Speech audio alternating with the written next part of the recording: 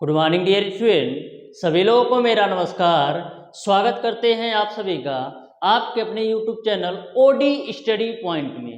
तो प्यारे दोस्तों, आज की क्लास में हम लोग सॉल्व करेंगे द्रव स्थैतिकी एवं आर्किमिडीज के सिद्धांत पर आधारित जितने भी क्वेश्चन आपके पॉलिटेक्निक अथवा आईईआरटी एंट्रेंस एग्जाम में पूछे गए हैं या पूछे जाने की संभावना है। टोटल टाइप के क्वेश्चन बहुत ही बेहतरीन तरीके से कवर करने वाले हैं। डियर स्टूडेंट, मैं आप लोगों को प्रत्येक क्वेश्चन को बहुत ही बेहतरीन कॉन्सेप्ट के साथ बताऊंगा। प्रत्येक क्वेश्चन का कॉन्सेप्ट मैं इस तरीके से आपको बताने वाला हूं कि यदि आप शिद्दत से पूरी क्लास देखते हो तो किसी भी क्वेश्चन में किसी भी प्रकार का डाउट और कंफ्यूजन नहीं रहेगा। तो बहुत ही बेहतरीन तरीके से डियर स्टूडेंट हम लोग सारी चीज़ों को कवर करने वाले हैं। हमारी आपसे रिक्वेस्ट है डियर स्टूडेंट, जो भी स्टूडेंट अभी तक हमारे चैनल ओडी स्टडी पॉइंट को सब्सक्राइब नहीं किए हैं, सब्सक्राइब जरूर कर लीजिएगा और बेल आइकन को भी प्रेस कर लीजिएगा, जिससे हमारी अपकमिंग आने वाली वीडियो का नोटिफिकेशन आपको मिलता रहे। तो चलिए डियर स्टूडेंट, स्टार्ट करेंगे हम लोग आज की क्लास को। देखते हैं डियर स्टूडेंट आज का पहला क्वेश्चन। तो पहला क्वेश्चन आपके सामने है, ध्यान से समझिएगा इस क्वेश्चन का कौन सा ऑप्शन सही होगा। क्वेश्चन आपका इस प्रकार से है डियर स्टूडेंट, ध्यान से समझना। बोला है पानी से भरी बोतल में दाब अधिकतम होता है। ऑप्शन नंबर ए आपका है बोतल के ऊपरी सतह पर, ऑप्शन नंबर बी आपका है बोतल के मध्य में, ऑप्शन नंबर सी आपका है पहले ऊपर फिर मध्य में, और ऑप्शन नंबर डी आपका है बोतल की पेदी पर। तो डियर स्टूडेंट, पानी से भरी बोतल में दाब अधिकतम बोतल की पेदी पर होगा। बोतल की पेदी पर दाब अधिकतम होगा, यानी क्वेश्चन नंबर 1 का ऑप्शन नंबर डी सही हो जाएगा। अब बोतल की पेदी पर ही दाब अधिकतम इसलिए होगा डियर स्टूडेंट, क्योंकि ए मान लो आपकी बोतल है, तो बोतल की पेदी पर डियर स्टूडेंट हाइट का मान सबसे अधिक होगा। यदि आप बोतल की पेदी पर देखोगे तो हाइट का मान सबसे अधिक होगा।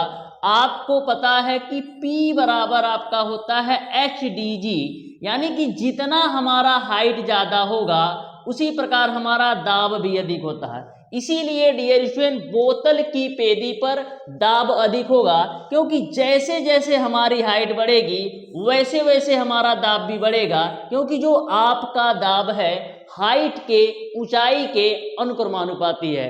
तो क्वेश्चन नंबर 1 आपको बहुत ही बेहतरीन तरीके से समझ में आ गया होगा। तो क्वेश्चन नंबर 2 आपके सामने है, ध्यान से समझिएगा डियर स्टूडेंट इस क्वेश्चन का कौन सा ऑप्शन सही होगा।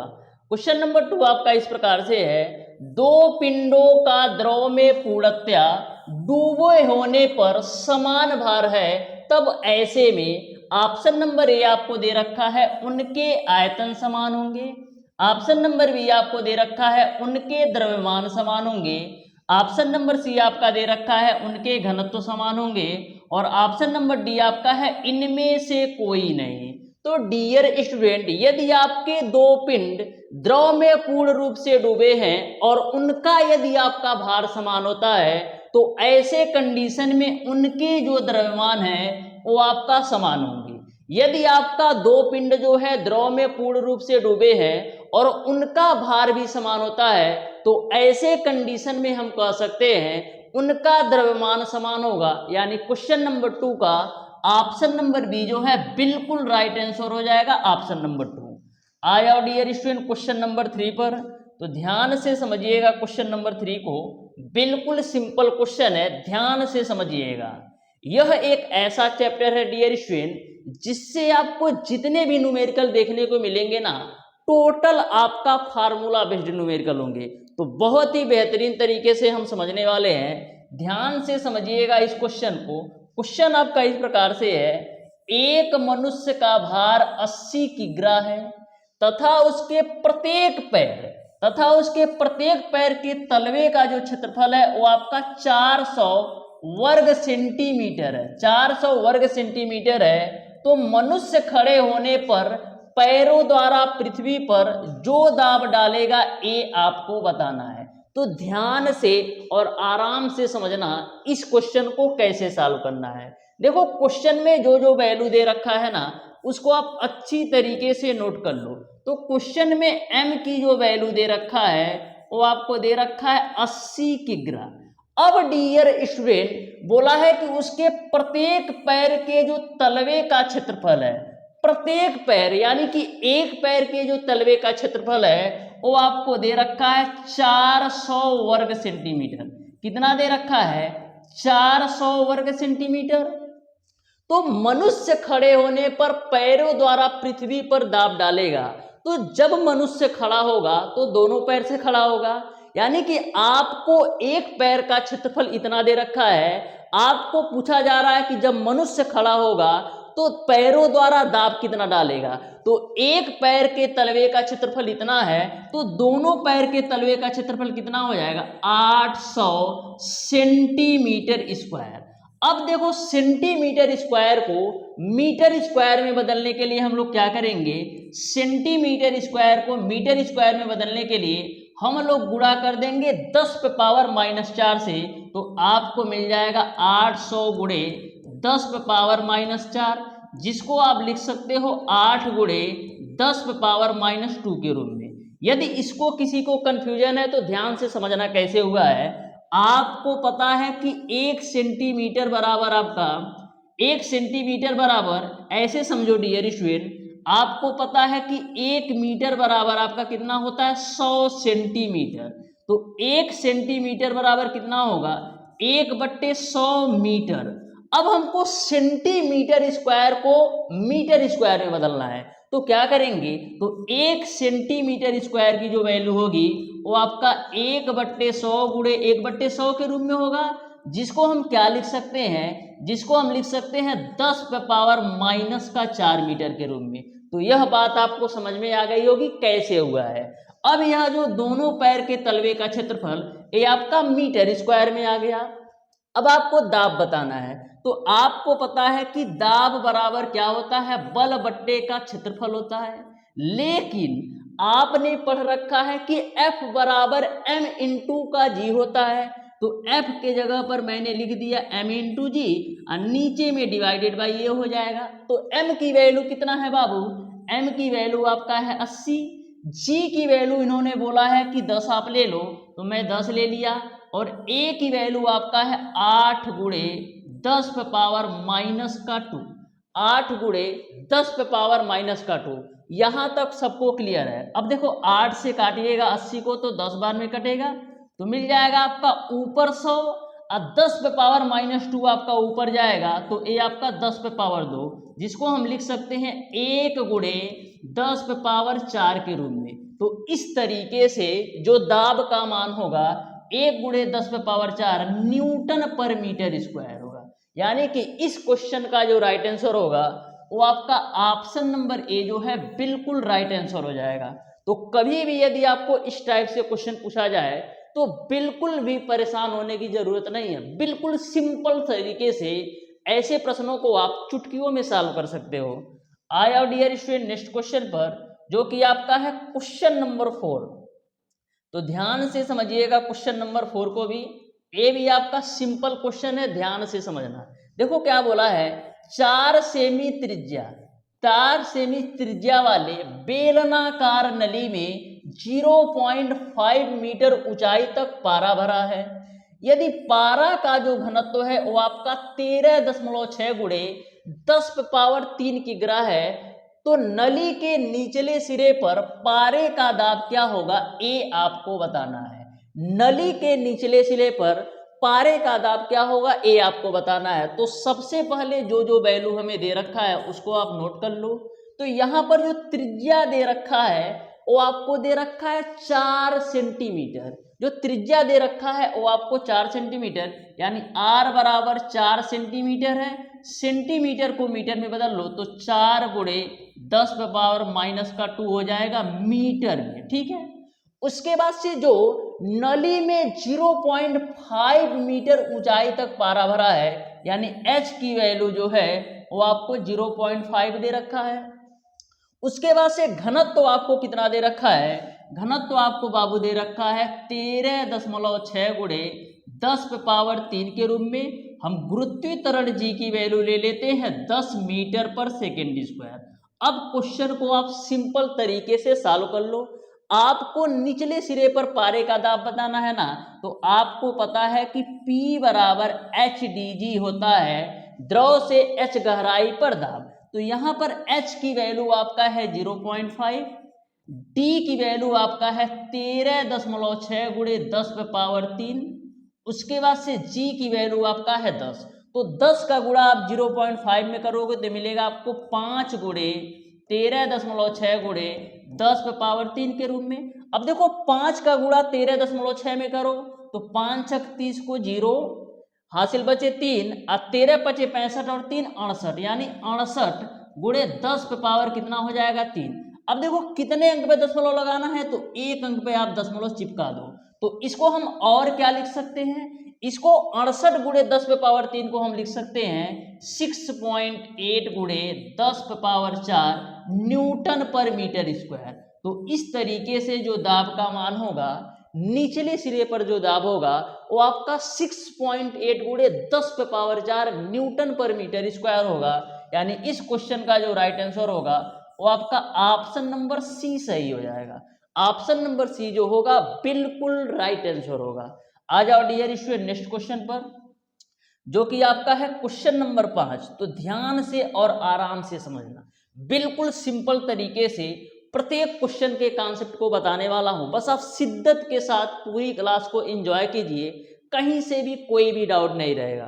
तो देखो क्वेश्चन नंबर 5 क्या है, एक खोखले बेलनाकार बर्तन का व्यास आपको दे रखा है 2 मीटर है तथा उसमें 70 न्यूटन पर मीटर स्क्वायर दाब पर वायु भरी है, तो बेलन के आधार पर लगने वाला बल क्या होगा, ये आपको बताना है।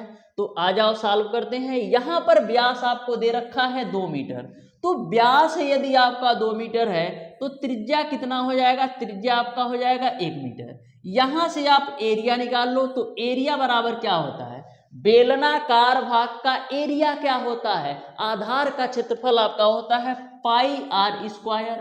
तो यहां पर आपका हो गया पाई, आर की वैल्यू 1 रखोगे तो 1 ही होगा, 1 का स्क्वायर, यहां से आपको मिल गया पाई मीटर स्क्वायर क्षेत्रफल।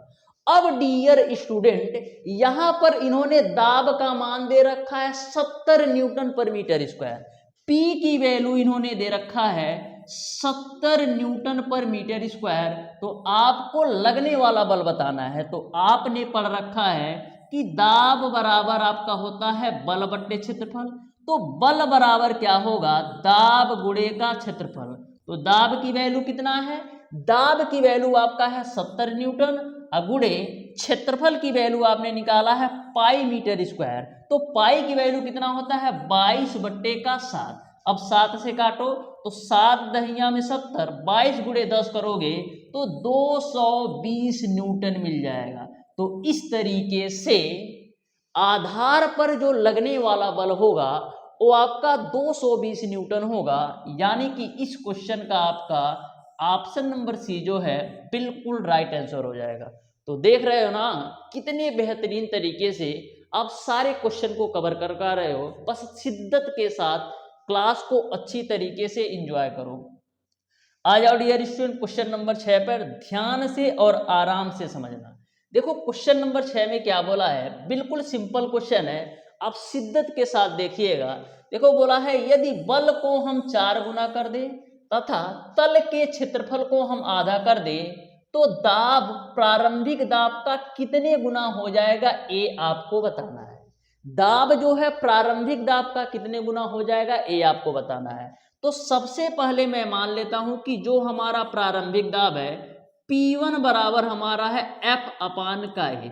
मैंने मान लिया कि जो हमारा प्रारंभिक दाब है P1 बराबर हमारा F/A है। अब क्वेश्चन पर आ जाओ, बोला है बल को हम 4 गुना कर दे, तो पहले बल हमारा F था, पहले बल हमारा F था, जब 4 गुना करोगे तो 4F हो जाएगा। और बोला है तल के क्षेत्रफल को आधा कर दो, तो पहले आपका क्षेत्रफल A था, जब क्षेत्रफल को आधा करोगे तो A/2 हो जाएगा। तो मैं मान लेता हूं कि जब मैंने बल को 4 गुना किया और क्षेत्रफल को आधा किया तो हमारा जो है दाब बढ़कर P1 से बढ़कर P2 हो गया। मैंने क्या बोला, मैंने माना डियर स्टूडेंट कि जब मैंने बल को 4 गुना कर दिया और क्षेत्रफल को आधा कर दिया तो हमारा जो दाब पहले P1 था वो बढ़ करके P2 हो गया। तो यहाँ से हमारा P2 बराबर क्या मिलेगा, 2 आपका ऊपर जाएगा तो 8F डिवाइडेड बाई आपको A मिलेगा। अब आपको पता है डियर स्टूडेंट, क्या पता है आपको पता है F अपान A की वैल्यू किसके बराबर है, F अपान A की वैल्यू आपका किसके बराबर है, P1 के बराबर है। यानी हम लिख सकते हैं P2 बराबर 8P1, यानी कि जो हमारा दाब होगा प्रारंभिक दाब का, जो हमारा दाब होगा प्रारंभिक दाब का 8 गुना हो जाएगा, जो हमारा दाब होगा प्रारंभिक दाब का 8 गुना हो जाएगा। इस तरीके से डियर स्टूडेंट इस क्वेश्चन का आपका ऑप्शन नंबर सी सही हो जाएगा। ऑप्शन नंबर सी जो है बिल्कुल राइट आंसर होगा। आ जाओ डियर स्टूडेंट नेक्स्ट क्वेश्चन पर, जो कि आपका बहुत ही बेहतरीन सिंपल और आसान सा क्वेश्चन है। ध्यान से और आराम से समझो। देखो क्वेश्चन आपका किस तरीके से पूछा है, क्वेश्चन आपका इस तरीके से है, किसी बाध की तली मोटी बनाई जाती है क्योंकि। ऑप्शन नंबर ए आपको दे रखा है जल दीवार की तली पर कम दाब आरोपित करता है। ऑप्शन नंबर बी आपका है जल दीवार की तली पर अधिक दाब आरोपित करता है, बाध अच्छा दिखाई देता है और कोई कारण नहीं होता है। तो बाध की जो निचली सतह होती है वो आपका मोटी इसलिए बनाई जाती है क्योंकि आपने पढ़ रखा है बाबू, क्योंकि आपने पढ़ रखा है बाबू कि दाब बराबर होता है बल बट्टे का क्षेत्रफल। यानी कि जो हमारा दाब है, यानी कि जो हमारा दाब है क्षेत्रफल के व्युत्क्रमानुपाती है, जो हमारा दाब है क्षेत्रफल के व्युत्क्रमानुपाती है। यानी कि जैसे जैसे हमारा क्षेत्रफल बढ़ेगा वैसे वैसे हमारा दाब कम लगेगा, क्योंकि जो हमारा दाब है क्षेत्रफल के व्युत्क्रमानुपाती है। तो यदि हम क्षेत्रफल का मान बढ़ाएंगे, यदि हम क्षेत्रफल का मान बढ़ाएंगे तो दाब जो है कम लगेगा। इसीलिए जो तली होती है ना बांध की मोटी बनाई जाती है जिससे क्षेत्रफल ज्यादा हो जाए और दाब कम पड़े। तो इस तरीके से जल की दीवार की तली में अधिक दाब आरोपित होता है, इसी वजह से मोटी बनाई जाती है। तो ऑप्शन नंबर बी जो होगा बिल्कुल राइट आंसर होगा। आ जाओ नेक्स्ट क्वेश्चन पर, जो कि आपका है क्वेश्चन नंबर 8। तो ध्यान से समझिएगा, क्वेश्चन नंबर 8 को भी बिल्कुल सिंपल क्वेश्चन है, ध्यान से समझना। देखो क्या बोला है, पानी का घनत्व तो अधिक होगा यदि उसका ताप है, तो पानी का घनत्व जो है 4 डिग्री सेल्सियस पर अधिक होता है। यानी इस क्वेश्चन का जो राइट आंसर होगा वो आपका ऑप्शन नंबर बी सही हो जाएगा। आ जाओ डियर स्टूडेंट नेक्स्ट क्वेश्चन पर, जो कि आपका है क्वेश्चन नंबर 9। तो ध्यान से और आराम से, ध्यान से और आराम से इस क्वेश्चन को भी समझो, बहुत ही बेहतरीन क्वेश्चन है। देखो क्या बोला है कि 2 मीटर लंबी एक नली में 800 किग्रा पर मीटर क्यूब घनत्व वाला द्रव भरकर रखा गया है। यदि आपका वायुमंडलीय दाब जो है 1.01 गुणे 10⁵ न्यूटन पर मीटर स्क्वायर है, तो नली के तली पर कुल दाब कितना होगा ये आपको बताना है। नली के तली पर कुल दाब कितना होगा ये आपको बताना है। यानी कि नली के तली इस पोर्शन पर कुल दाब कितना होगा ये आपको बताना है, ठीक है। तो नली के तली पर कुल दाब, तो नली के तली पर मैं मान लेता हूं कुल दाब, या तो लिख लो पूरा, नली के तली पर, नली के तली पर, नली के तली पर कुल दाब।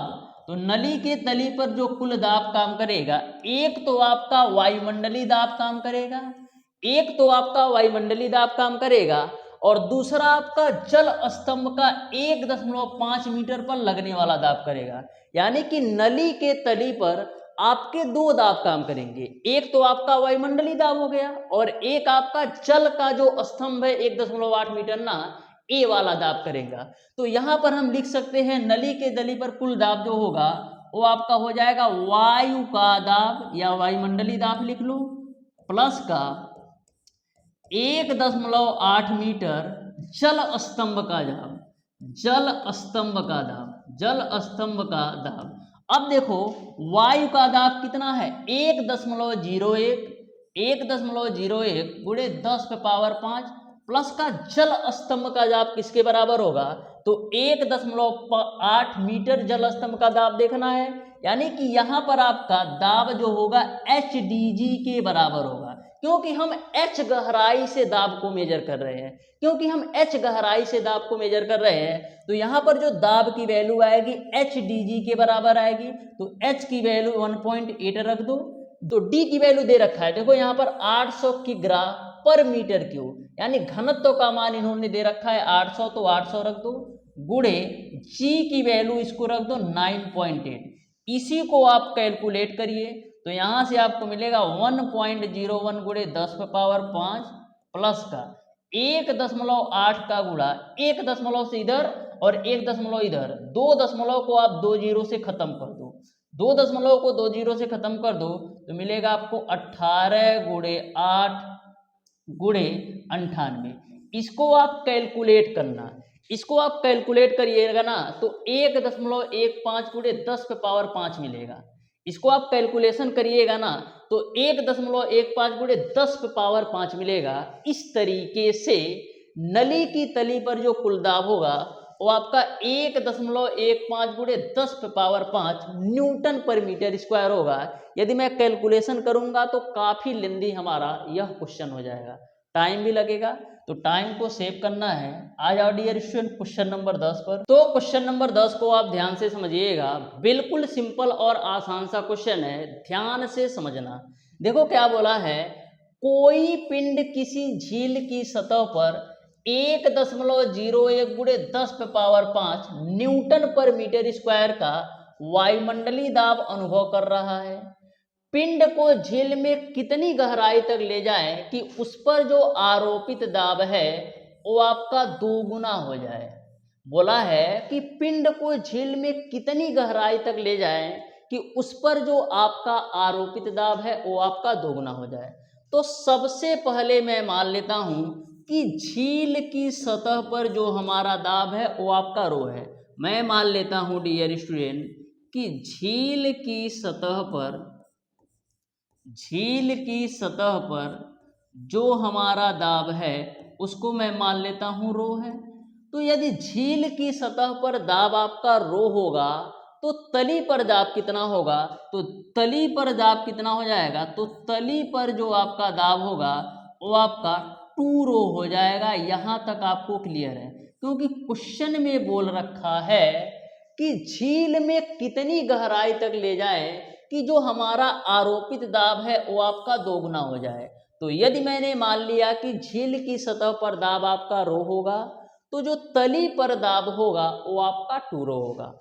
अब आपको पता है डियर स्टूडेंट कि जो आपका तली पर दाब होगा ये किसके बराबर होगा, जो झील के तली पर दाब होगा ये आपका किसके बराबर होगा, तो झील की तली पर जो आपका दाब होगा डियर स्टूडेंट वो आपका झील के सतह पर दाब प्लस का डियर स्टूडेंट H गहराई पर दाब के बराबर होगा। जो आपका झील की तली पर दाब होगा वो किसके बराबर होगा, सोच करके एक बार बताओ कि झील की तली पर जो दाब होगा वो आपका किसके बराबर होगा। तो झील की सतह पर जो तली का दाब होगा वो आपका किसके बराबर होगा, इसको आप सोच करके बताइए।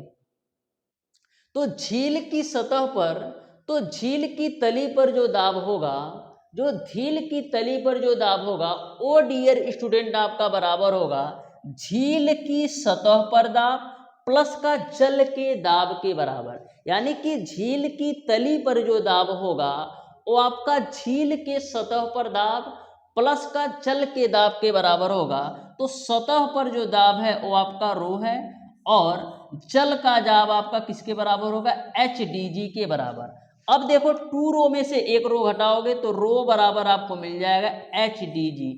यहां तक किसी को कोई दिक्कत नहीं होना चाहिए। अब आपको रो की वैल्यू दे रखा है, यानी कि जो आपको दाब की वैल्यू दे रखा है सतह पर वो आपको कितना दे रखा है, वो आपको दे रखा है 1.01 गुणे 10 पे पावर 5 बराबर HDG। H की वैल्यू तो आपको निकालना है क्योंकि गहराई का मान निकालना है, यानी H की वैल्यू आपको निकालना ही है। D की वैल्यू कितना दे रखा है, घनत्व का मान कितना दे रखा है, तो घनत्व का मान इन्होंने कितना दे रखा है, घनत्व का मान इन्होंने नहीं दे रखा है। तो घनत्व का मान हमको कितना, एक बार मैं चेक कर लेता हूँ। तो यहाँ पर आपका जो जल का घनत्व लेना है वो आपका 10⁻³ हो जाएगा और जी की वैल्यू आप ले लो 10 के रूप में। इसी को आप कैलकुलेट कर दो तो h बराबर क्या मिल जाएगा, h बराबर आपको मिल जाएगा 1.01 गुणे 10⁻5 डिवाइडेड बाई आपका हो जाएगा 10⁻4 के रूप में, डिवाइडेड बाई आपका हो जाएगा 10⁻4 के रूप में। यहाँ पर g की वैल्यू आपको 9.8 लेना है क्योंकि 9.8 पर सॉल्व किया है। तो यहाँ पर आपका क्या हो जाएगा, नीचे में आपका आ जाएगा डियर स्टूडेंट 9.8 गुणे 10⁻3 के रूप में। इसको आप कैलकुलेट करिएगा तो h की वैल्यू आएगी 9.7 मीटर। तो इस तरीके से झील में यदि मैं पिंड को 9.7 मीटर गहराई तक ले जाऊंगा तो जो हमारा आरोपित दाब है दोगुना हो जाएगा। झील में यदि पिंड को हम 9.7 मीटर गहराई तक ले जाएंगे तो हमारा जो आरोपित दाब है वो आपका दोगुना हो जाएगा। यानी इस क्वेश्चन का आपका ऑप्शन नंबर सी जो है बिल्कुल राइट आंसर हो जाएगा। आया डियर स्टूडेंट नेक्स्ट क्वेश्चन पर, जो कि आपका है क्वेश्चन नंबर 11। तो ध्यान से समझिएगा क्वेश्चन नंबर 11 को, बिल्कुल सिंपल और आसान सा क्वेश्चन है। बोला है हाइड्रोलिक लिफ्ट का सिद्धांत आधारित है। तो जो आपका हाइड्रोलिक लिफ्ट हुआ ये आपका पास्कल के नियम पर आधारित है। जो आपका हाइड्रोलिक लिफ्ट हुआ ये आपका पास्कल के नियम, देखो हाइड्रोलिक से रिलेटेड जितने चीज सॉरी हाइड्रोलिक से रिलेटेड जितनी चीजें होती हैं, जैसे आपका हाइड्रोलिक प्रेस हो गया और हाइड्रोलिक लिफ्ट हो गया, ये सारी चीजें आपका पास्कल सिद्धांत पर ही काम करती हैं। तो इसको आप ध्यान में रखिएगा। आ जाओ डियर स्टूडेंट क्वेश्चन नंबर 12 पर। तो ध्यान से समझिएगा क्वेश्चन नंबर 12 को। देखो क्वेश्चन नंबर 12 में क्या बोला है। क्वेश्चन नंबर 12 आपका इस प्रकार से है, किसी बर्तन की तली की लंबाई और चौड़ाई आपको दे रखा है 5 मीटर और 3 मीटर है। यदि बर्तन में 2 मीटर ऊंचाई तक द्रव भरा है तो बर्तन की तली पर लगने वाला दाब की गणना कीजिए। आपको द्रव का घनत्व दे रखा है 10⁻3 किग्रा पर मीटर क्यूब। तो ध्यान से समझिएगा, सबसे पहले हम करते क्या हैं, जो वैल्यू आपको दे रखा है उसको नोट कर लो। तो यहाँ पर लंबाई और चौड़ाई 5 व 3 दे रखा है। एल की वैल्यू आपका हो जाएगा 5, चौड़ाई की वैल्यू आपको दे रखा है 3 मीटर और गहराई यानी ऊंचाई की जो वैल्यू दे रखा है वो आपको दे रखा है 2 मीटर। यहाँ तक सबको क्लियर है, ठीक है। बर्तन की तली पर लगने वाला दाब की गणना कीजिए। आपको घनत्व D की वैल्यू दे रखा है 10⁻3 और गुरुत्वीय त्वरण G का मान ले लो आप 10 मीटर पर सेकेंड स्क्वायर। अब आसानी से इस क्वेश्चन को सॉल्व कर सकते हो। लगने वाला दाब का मान ज्ञात करना है। तो तली पर जो लगने वाला दाब होगा वो आपका P बराबर HdG के बराबर होगा। तो H की वैल्यू कितना है, H की वैल्यू 2 है, D की वैल्यू कितना है 10⁻3 है और G की वैल्यू आपका 10 है। तो इसको आप कैलकुलेट करिएगा तो 2 गुणे 10⁻4 मिल जाएगा न्यूटन पर मीटर स्क्वायर। तो इस तरीके से जो आपका डियर स्टूडेंट तली पर लगने वाला दाब होगा वो आपका 2 गुणे 10⁻4 न्यूटन पर मीटर स्क्वायर होगा। यानी कि क्वेश्चन नंबर 12 का आपका ऑप्शन नंबर ए जो है बिल्कुल राइट आंसर हो जाएगा। क्वेश्चन नंबर 12 का ऑप्शन नंबर ए जो होगा बिल्कुल राइट आंसर होगा क्वेश्चन नंबर 12 का। आ जाओ क्वेश्चन नंबर 13 पर। तो ध्यान से समझिएगा क्वेश्चन नंबर 13 को भी बहुत ही बेहतरीन तरीके से हम सारे क्वेश्चंस को कवर करने वाले हैं। डियर फ्रेंड, एक बात मैं आपको बता दूं, ऐसे कमेंट्स आते हैं मेरे पास, मैं लास्ट में बोलता हूं ना कि कोई भी डाउट कोई भी कंफ्यूजन हो तो आप हमें कमेंट बॉक्स में कमेंट कर सकते हैं। हमेशा मैं जितना भी देखता हूं कमेंट ना, तो उसमें यही कमेंट में लिखा रहता है डियर स्टूडेंट कि कोई डाउट रहता ही नहीं है सर, तो मैं पूछूं क्या। इस तरीके से डियर स्टूडेंट मैं आपको बहुत ही बेहतरीन तरीके से एकदम जीरो लेवल से पढ़ाता हूं, जिससे आपको किसी भी प्रकार का कहीं से भी कोई भी डाउट ना हो। बच्चा कहाँ पर कंफ्यूज हो सकता है, किस तरीके से डाउट उसके अंदर आ सकता है, सारी चीज़ों को मैं बहुत ही बेहतरीन तरीके से पिकअप करके एकदम बेसिक लेवल से पढ़ाता हूँ, जिससे आपके अंदर किसी भी प्रकार का कन्फ्यूजन रहे ही ना। तो ध्यान से समझिएगा इस क्वेश्चन को, बहुत ही सिंपल और आसान क्वेश्चन है। देखो क्या बोला है, यदि किसी स्थान पर जो आपका वायुमंडलीय दाब है वो आपका पारे के 75 सेंटीमीटर स्तंभ के बराबर है, तो वहां पर वायुमंडलीय दाब न्यूटन पर मीटर स्क्वायर में क्या होगा, ये आपको बताना है। मैंने आपको वायुमंडलीय दाब का जो मान बताया था वो आपका 76 सेमी पारे स्तंभ पर बताया था, लेकिन इसमें आपका 75 सेमी पारे स्तंभ पर आपको दिया है।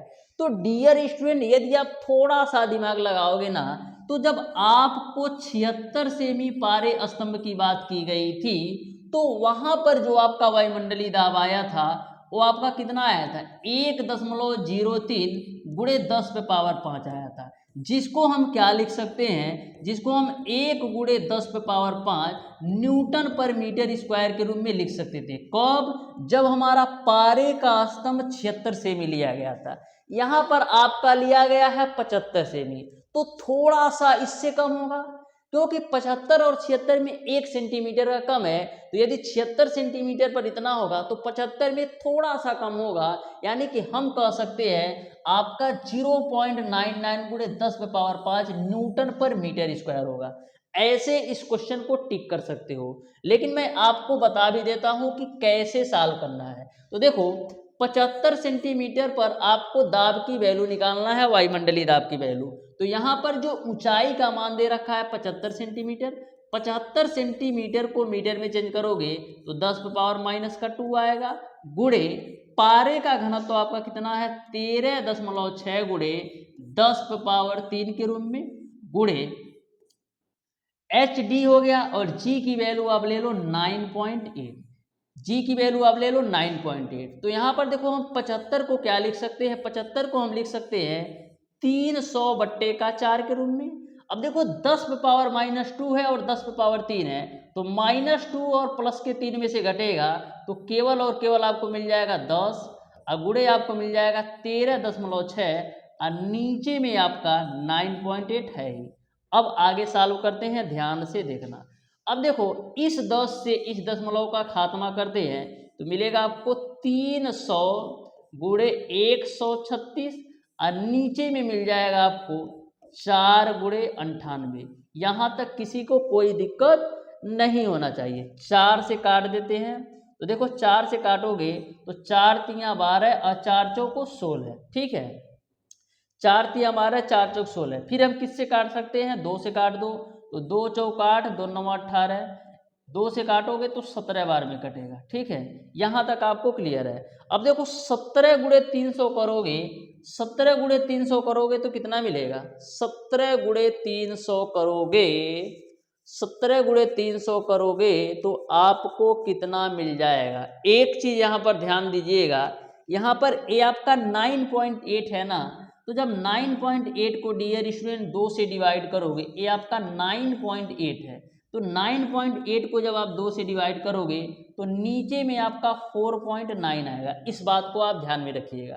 तो क्या मिला है, आपको मिल जाएगा 300 गुणे 17, और नीचे में क्या मिलेगा 4.9। इसको आप कैलकुलेट करिएगा ना तो इसी के अराउंड आएगा। कैलकुलेशन यदि मैं करूंगा ना तो क्वेश्चन आपका काफी लेंदी हो जाएगा। तो आ जाओ डियर स्टूडेंट नेक्स्ट क्वेश्चन पर, ध्यान से और आराम से समझिएगा नेक्स्ट क्वेश्चन को भी। तो नेक्स्ट क्वेश्चन आपका इस प्रकार से है, किसी पिंड का जो वायु में भार है वो आपका 320 ग्राम भार तथा जल में आपका 280 ग्राम भार है, 1.65 आपेक्षिक घनत्व वाले द्रव में पूर्णतया, द्रव में ये आपका पूर्णतः है, द्रव में पूर्णतः डुबाने पर उसके भार में कमी कितनी आएगी, ये आपको बताना है। तो सबसे पहले डियर स्टूडेंट, कोई आपका वस्तु है जिसका वायु में जो भार है वो आपका 320 ग्राम है, और उसी वस्तु का जो जल में भार है वो आपका कितना है 280 ग्राम है। तो भार में कमी कितनी आ रही है, जल के भार में कमी कितनी आ रही है, जल के भार में कमी। तो जल के भार में कमी कितनी आ रही है, जो उसका वायु में भार था वो 320 था, और जल में भार 280 ग्राम है, तो 320 में से 280 घटाओगे तो 40 ग्राम मिल जाएगा। यानी कि जल के भार में जो कमी होगा वो आपका 40 ग्राम होगा। अब आपको पता है कि आपेक्षिक घनत्व बराबर क्या होता है। आपेक्षिक घनत्व बराबर होता है द्रव के भार में कमी बटे जल के भार में कमी। तो आपेक्षिक घनत्व की वैल्यू है 1.65 बराबर द्रव के भार में कमी, लिख लो पूरा, द्रव के भार में कमी, द्रव के भार में कमी, द्रव के भार में कमी बटे जल के भार में कमी। और जल के भार में कमी आपको दे रखा है 40, तो यहां से आप निकाल लो। तो 40 का गुणा 1.65 में करो तो हो जाएगा आपका कितना, 40 गुणे 1.65। तो गुणा कराओ तो देखो 4 पचे 20 को 0, 4 छक 24, 2 26 को 6, 4 एक कम 4 और 4 2 6। कितने अंक पे दशमलव लगेगा, एक जीरो और उतरेगा और कितने अंक पे दशमलव लगेगा, 2 अंक पे दशमलव लग जाएगा। यानी कि द्रव के भार में जो कमी होगा वो आपका 66 ग्राम भार होगा। यानी इस क्वेश्चन का जो राइट आंसर होगा वो आपका ऑप्शन नंबर ए सही हो जाएगा। तो ध्यान में रखिएगा, आपेक्षिक घनत्व बराबर होता है द्रव के भार में कमी बटे जल के भार में कमी। आपेक्षिक घनत्व बराबर होता है द्रव के भार में कमी बटे जल के भार में कमी। आ जाओ नेक्स्ट क्वेश्चन पर, जो कि आपका है क्वेश्चन नंबर 15।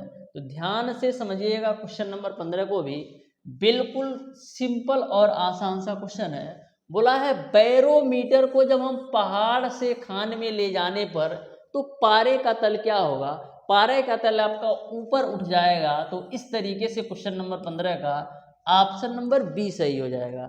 आ जाओ डियर स्टूडेंट नेक्स्ट क्वेश्चन पर, जो कि आपका है क्वेश्चन नंबर 16। तो ध्यान से समझिएगा क्वेश्चन नंबर 16 को भी। बोला है यदि दो धात्विक टुकड़ा पर द्रव की उछाल समान है तो ऐसे कंडीशन में उनका घनत्व समान होगा कि उनके द्रव में डूबे भाग का आयतन समान होगा कि उनके द्रव्यमान समान होंगे या दोनों के आयतन समान होंगे। यहाँ पर बात की जा रही है कि धात्विक टुकड़ों पर द्रव की जो उछाल है वो आपका समान है, यानी कि जो उत्प्लावन बल का मान है वो आपका समान है। तो ऐसे कंडीशन में उनके द्वारा जो द्रव में डूबे भाग का आयतन होगा वो आपका समान होगा। इस तरीके से क्वेश्चन नंबर 16 का ऑप्शन नंबर बी जो है बिल्कुल राइट आंसर हो जाएगा। आ जाओ नेक्स्ट क्वेश्चन पर डियर स्टूडेंट, जो आपका है क्वेश्चन नंबर 17। तो ध्यान से समझिएगा इस क्वेश्चन को, ध्यान से समझिएगा इस क्वेश्चन को। देखो क्या बोला है, एक हाइड्रोजन गैस से भरा गुब्बारा ऊपर चढ़ने पर फैलता है, जहां तक कि अधिक ऊंचाई पर फट जाता है। तो आपका इसका कारण क्या है ये आपको बताना है। ऑप्शन नंबर ए आपका है जिसका द्रव्यमान बढ़ जाता है, ताप बढ़ जाता है, वायुमंडलीय गैसों का दाब कम हो जाता है, वायुमंडलीय गैसों का दाब अधिक हो जाता है। तो यहाँ पर बात की जा रही है कि हाइड्रोजन गैस से भरा गुब्बारा ऊपर चढ़ने पर फैलता है और अधिक ऊंचाई पर फट जाता है। तो जैसे जैसे हम ऊपर की तरफ जाते हैं तो वायुमंडलीय दाब का मान अधिक हो जाता है। तो इस तरीके से ऑप्शन नंबर डी जो होगा क्वेश्चन नंबर 17 का बिल्कुल राइट आंसर हो जाएगा कि द्रव जो दाब है वायुमंडलीय दाब ये आपका बढ़ जा रहा है। क्वेश्चन नंबर 18 पर आ जाना। तो क्वेश्चन नंबर 18 आपके सामने है, ध्यान से समझिएगा डियर स्टूडेंट इस क्वेश्चन को कैसे सॉल्व करना है। क्वेश्चन नंबर 18 आपका इस प्रकार से है, 0.9 आपेक्षिक घनत्व वाली एक वस्तु का जो आयतन है वो आपका 20.6 गुणे 10⁻⁻⁴ मीटर क्यूब है।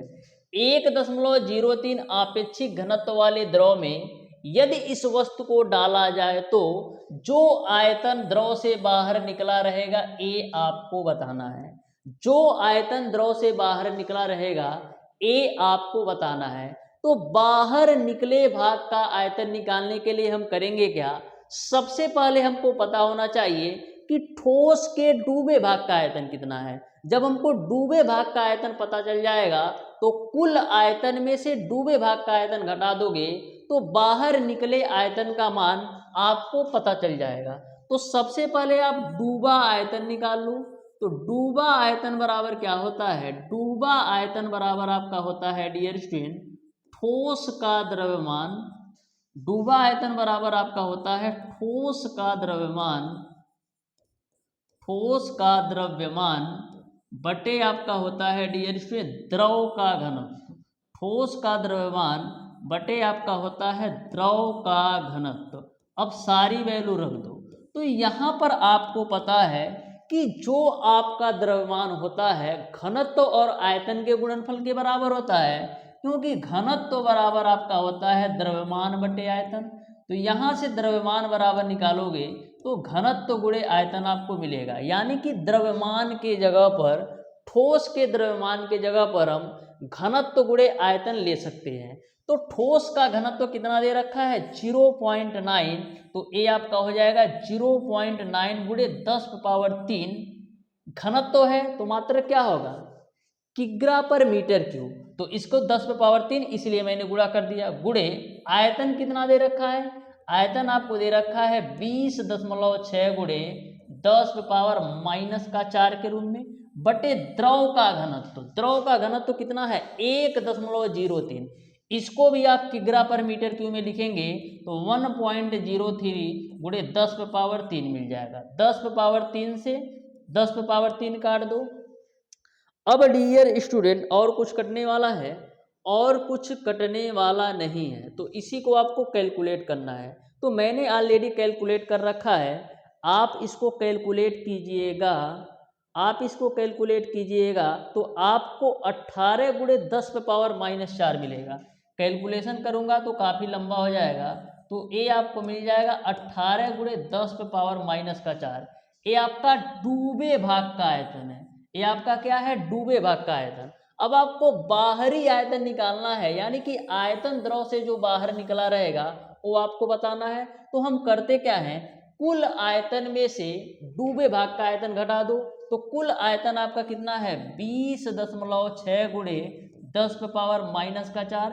इसमें से आप डूबे भाग का आयतन घटाओ तो 18 गुणे 10⁻⁻⁴ घटाओगे तो आपको कितना मिलेगा, आपको मिलेगा 2.6 गुणे 10⁻⁻⁴ के रूप में, 10⁻⁻⁴ के रूप में मीटर क्यूब। तो इस तरीके से आयतन द्रव से जो बाहर निकला रहेगा उसका जो आयतन होगा 2.6 गुणे 10⁻⁻⁴ मीटर क्यूब होगा। यानी ऑप्शन नंबर डी जो होगा बिल्कुल राइट आंसर होगा क्वेश्चन नंबर 18 का। तो यह भी क्वेश्चन आपको समझ में आ गया होगा। आ जाओ डियर स्टूडेंट नेक्स्ट क्वेश्चन पर, जो कि आपका है क्वेश्चन नंबर 19। तो ध्यान से समझना, क्वेश्चन नंबर 18 को आप ध्यान से समझना, बिल्कुल सिंपल और आसान सा क्वेश्चन है, ध्यान से समझिएगा। ये आपका इसके पहले जो मैंने सॉल्व किया ये आपका 18 था ना, एक बार चेक करते हैं। ये आपका क्वेश्चन नंबर 18 था, तो ये आपका क्वेश्चन नंबर 19 होगा। इसको आप क्वेश्चन नंबर 19 बना लेना। ये आपका क्वेश्चन नंबर 19 है, तो इसको आप 19 कर लीजिएगा, ठीक है। बोला है किसी द्रव में डूबी कोई वस्तु अपनी भार से हल्की प्रतीत होती है, इसका कारण है। किसी द्रव में कोई डूबी वस्तु अपनी भार से हल्की क्यों प्रतीत होती है, उत्प्लावन बल के कारण। क्योंकि आपके जो वस्तु पर जो है जल के अंदर से वस्तु पर ऊपर की तरफ एक बल काम करता है जिसे हम उत्प्लावन बल कहते हैं, यानी ऑप्शन नंबर ए सही हो जाएगा। जैसा कि मैंने आपको बताया था कि रबड़ की गेंद को आप पानी के अंदर कितना भी डालने का प्रयास करोगे ना, कितना भी प्रभाव डाल करके, कितना भी प्रेशर डाल करके उसको दबाने का प्रयास करोगे ना, वो बार बार ऊपर ही आएगी। बार बार ऊपर इसलिए आती है क्योंकि उस पर गेंद के ऊपर जल द्वारा एक बल काम करता है ऊपर की तरफ, जिसे हम उत्प्लावन बल कहते हैं। आ जाओ डियर स्टूडेंट नेक्स्ट क्वेश्चन पर। तो देखो क्वेश्चन नंबर 20 आपका बिल्कुल सिंपल क्वेश्चन है, ध्यान से और आराम से समझना। बोला है किसी धातु के एक टुकड़े का पानी में जो भार है, पानी में जो भार है वो आपका 25 ग्राम है, तथा 0.80 आपेक्षिक घनत्व वाले द्रव में 26 ग्राम भार है। तो धातु के टुकड़े का वास्तविक भार क्या है, ए आपको बताना है। तो धातु के टुकड़े का वास्तविक भार क्या है, ए आपको बताना है। तो इस क्वेश्चन को आप लोग सॉल्व कीजिएगा और पूरी अच्छी तरीके से सॉल्व करने का प्रयास कीजिएगा और बताइएगा डियर स्टूडेंट कि इस क्वेश्चन का कौन सा ऑप्शन सही होगा। तो आज की क्लास में मैंने आपको बताया है फिजिक्स के चैप्टर नंबर 8 के 20 क्वेश्चन का सॉल्यूशन मैंने बहुत ही बेहतरीन तरीके से स्टेप बाय स्टेप बिल्कुल बेसिक कॉन्सेप्ट से बताने का प्रयास किया है। फिर भी यदि आपको ऐसा लगता है कि किसी भी क्वेश्चन में किसी भी प्रकार का डाउट और कन्फ्यूजन हो तो आप हमें कमेंट बॉक्स में कमेंट करके ज़रूर बताइएगा।